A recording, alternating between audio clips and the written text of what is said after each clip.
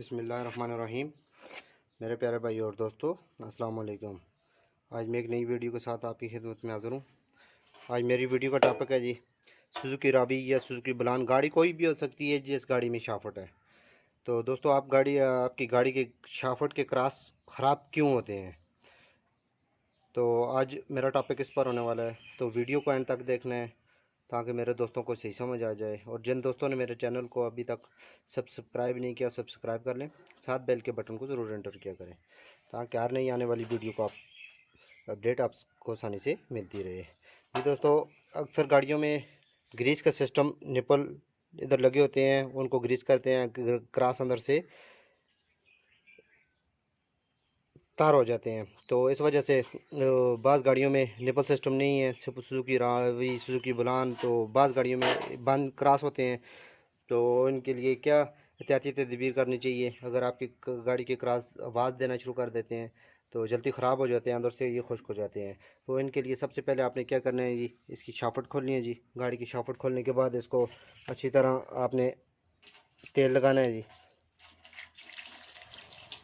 1 مہینے بعد آپ شافٹ کھول کے اس کو آپ اچھی طرح اس میں تیل لگائیں۔ تیل لگانے کے بعد یہ اندر سے پوری طرح اس کے اندر خشک ہو جاتے ہیں، جس کی وجہ سے کراس اندر سے آپ کو جلدی تبدیل کرنا پڑتا ہے۔ 1 مہینے بعد آپ کھول کے شافٹ کے 4 بولٹ ہیں کھول کے آپ اس کو کراس کو اچھی طرح اس کے اندر تیل لگائیں مٹی وغیرہ اس کی مٹی وغیرہ صاف کر کے اس کے اوپر تیل سے آپ اس کو صاف کرنا ہے تاکہ اندر جتنی بھی خشک ہے اس کے اندر یہ تیل جذب ہو جائے گا، تو اندر سے کراش رواں ہو جائے گا۔ تو اس وجہ سے اس کے پہلے تیل سے اس کی دھلائی کر کے پھر اس کے بعد آپ نے اس کے اندر آئل بھی ہلکا ہلکا آئل بھی لگانے کا طریقہ کار بتاؤں گا۔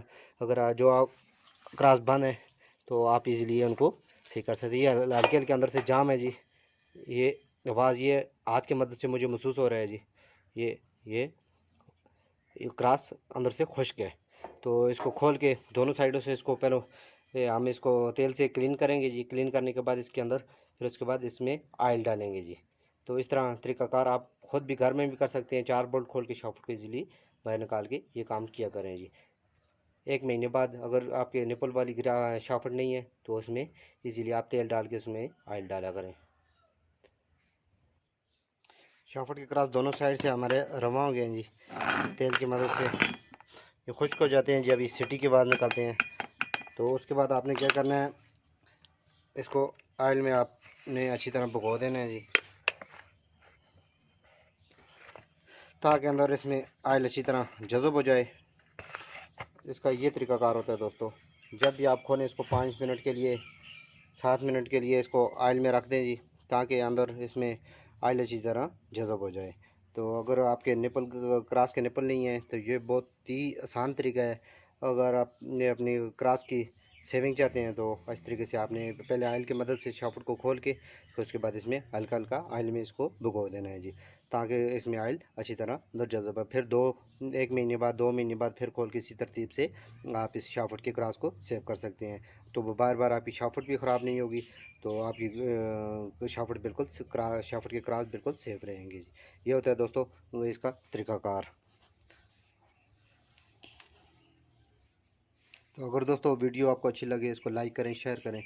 تو میں کوشش یہی کرتا ہوں ہر ٹاپک پر چھوٹے سے چھوٹا مجھے جو ٹاپک نظر آتا ہے تو میں اس پر ویڈیو بناتا رہتا ہوں تاکہ میرے دوستوں کو اس چیز کا فائدہ ہو۔